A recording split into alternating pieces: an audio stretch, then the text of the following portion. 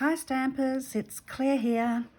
So today I'm going to show you how to colour this beautiful rose bouquet image from the Fancy Phrases stamp set.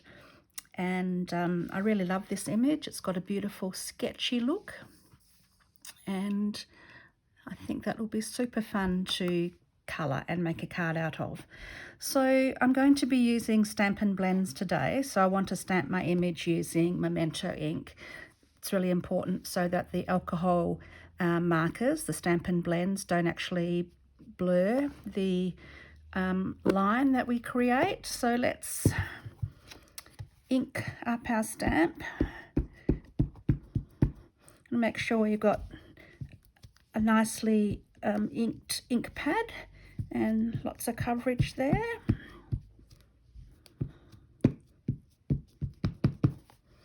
Okay, so I want to have it a certain way and I'll show you why in a little while. That's soak in. And there we go. Possible exception of that little bit, but that's okay. We'll cover that with something. Okay. So let's move that out of the way. I'll move that out of the way so it's not shaking, it's not shining at you as well. So today I'm going to be using, I'll show you because I've got a little chart here. So I'm going to be using purple Posie, and perhaps I might get into one of the darker colours of Highland Heather because they go quite well together. And I'll be using Old Olive for the leaf area. And again, we might get into the Mossy Meadow as well. So what I always do, is start with the lightest colours. Now, Memento is quite a quick drying dye ink, so we should be right to get started. So we'll use the light purple Posie. So even though we don't have purple Posie available as a ink pad this year because of some issues we were having, we do have it available in the blends, which is fantastic because it's a beautiful colour. And so I'm just going in, pretty much covering them all really, of the flower bits with my lightest colour. It's cute little flowers. Rose petals. I'm using the broad end for this because I'm colouring quite a large area.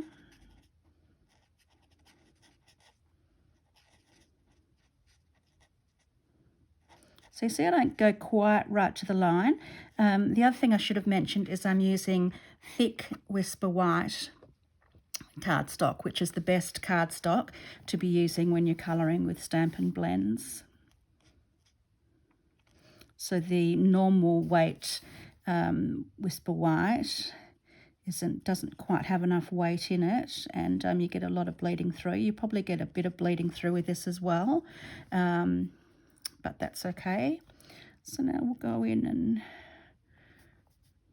I always have trouble working out, is that a flower or is that a leaf? So I think these bits are the ends of flowers still. I think that's a little flower poking out behind there. And then this one definitely is, because this is a rose. So we will...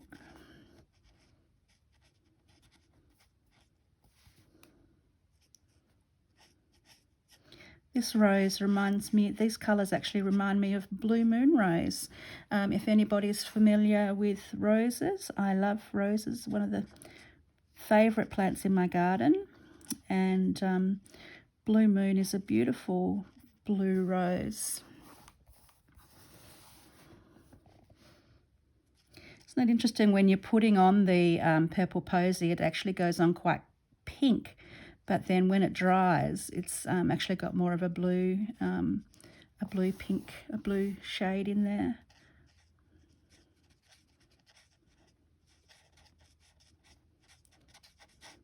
Probably should have actually done this one at a time because it'll help with blending, but we can make it wet again, so that will be fine.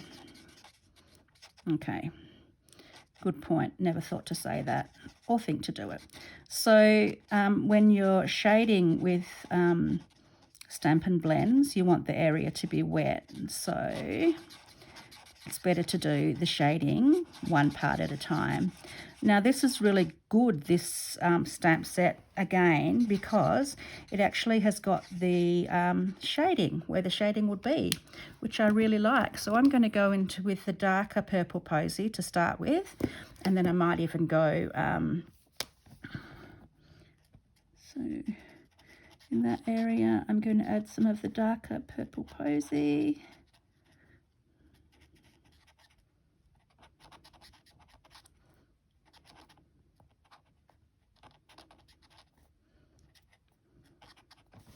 And then I'll come back in and I will, actually I'm going to add a teensy bit of the Highland Heather as well, just in that,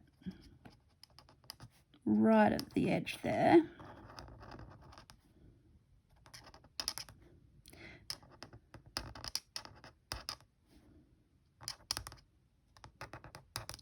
And because I'm adding a smaller amount, I'm using the smaller end of the brush. So once I've got those colours in, I come back with my lighter purple Posie, and I'm actually going to use that to blend those colours in a little bit so that you can't see.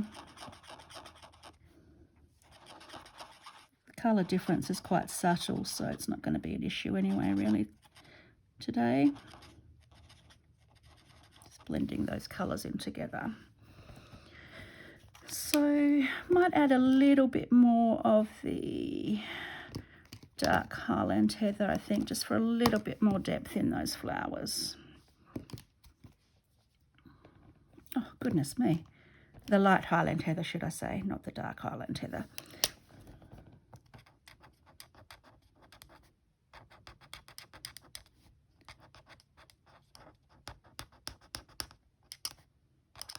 Yeah, I think I like that variation a little bit more.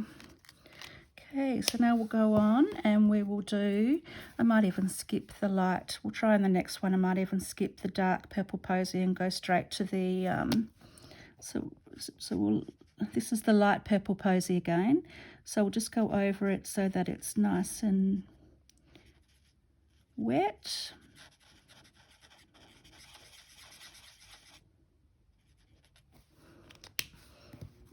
And then we'll go on here.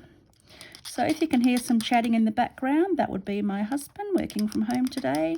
So he works in IT, and since in a office in the city in Melbourne, and since the COVID lockdown, he's been working from home, which has been really lovely actually. Means we've been able to spend a bit of time together. He's been able to have a bit more time with the kids, less commute. I think he's actually working harder than he was beforehand because he spends the commute time, I think. But, you know, we're really grateful that we've both still been able to be employed. So thank you for everybody that follows my business. Okay, it's a bit smaller, so I'll use this one. Go back in with the light purple Posie and just blend out some of those colours again. I tend to go in circle motions when I'm doing the blending bit. They're looking lovely, I think. So I will hurry the video up now while I finish the rest of these flowers.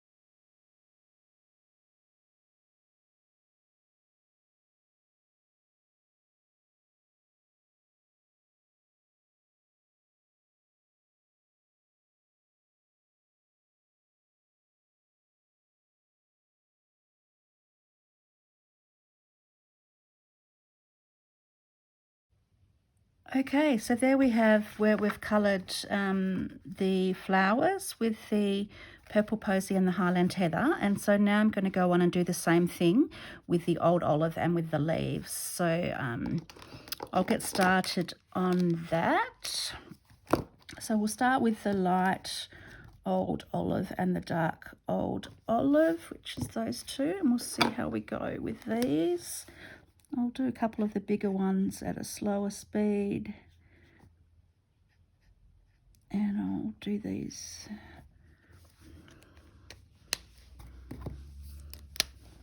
So again, with the darker shade, just come in, and the areas which are sort of got the extra sketching on, show you where to put those, and then you can come back in with your lighter marker and you can blend the edges of those in.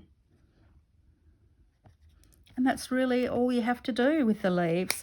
So I'm going to go and do that for all of the leaves, and again I'll speed it up, and then I can show you the completed card later. Actually, I just realised I've missed a bit of the rose here, so that's not good. So come in and done that in the darker. Okay, so let's get started with the rest of the leaves.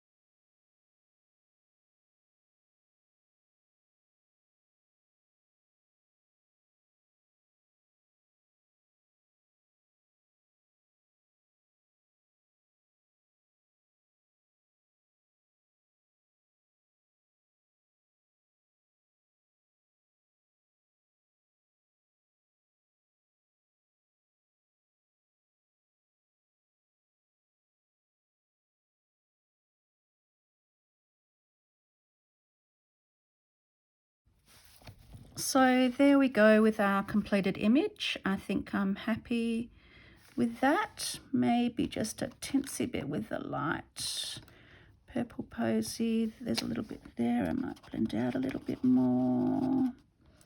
But otherwise, I'm pretty happy with that. And I might actually just colour this centre bit in light, because I don't really want to introduce another colour. Yellow would be cute in there, one Daffodil Delight or something like that, but really I just want to have the couple of colours, and I noticed there's a tinsy bit there that I missed, so I might use with the greens, fine ends, just to create there. Okay, so I'm pretty happy with that. What I am going to do though is I'm going to actually slice a bit off the end, because I want to use that in my card design. So I think I'll do it about there, because I actually want that butting up against a contrast colour that I'm going to use. And I'll be back in a moment to put the rest of the card together. So here is the finished card. Now this is one of the cards that I send out to, or the tutorial I send out to my subscribers each week. So make sure you subscribe to me. You can subscribe to my YouTube channel, which I would really like, but there's also a link down the bottom to subscribe to my email list, which you can get a free PDF tutorial from me each week. I say each week, most weeks. Sometimes at Christmas or one of the weeks of the school holidays I have a break, but most weeks you'll get a PDF tutorial from me with all of the dimensions and pictures as well of how to put the card together. And then there'll be this part as well, which is just some additional video instruction if I think that would be useful. So to put the card together, again, we're using the beautiful Fancy Phrases stamp set, and I will link that below as well. You can get that in my online store. It's a standalone set, doesn't have dies or anything with it, so it's really reasonably priced.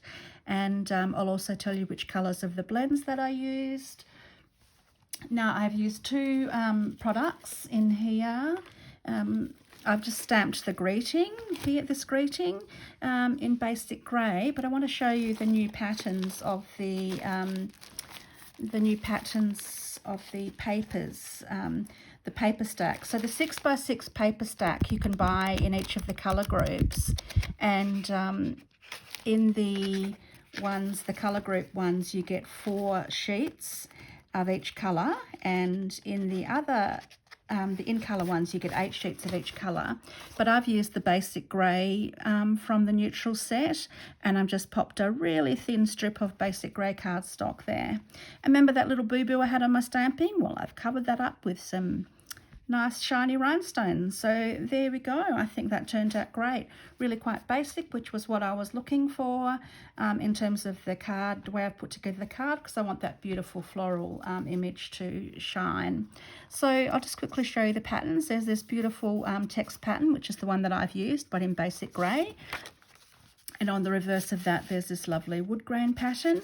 So you get 2 of those. And then you get this beautiful sort of sketchy polka dot, which I love as well. And on the reverse of that one, you get this sort of distressed look, which is almost like denim. This is the Night of Navy set. So it's almost like denim, I think. But all of those are really great. I find the paper stacks really versatile because they give you so many basic papers for layering, and I always get the neutrals and the subtles particularly, and but you can get them in all of the colour groups, and that's $20 for 40 sheets of paper, which is really great value because you're getting all of those different colours. So thank you for watching today. I'm enjoying doing these videos for you, and I hope you're enjoying them as well. And I'd really love if you could subscribe to my channel to give me a bit of encouragement, and to tell your friends about it if you like it. And I will see you back here with another video really soon.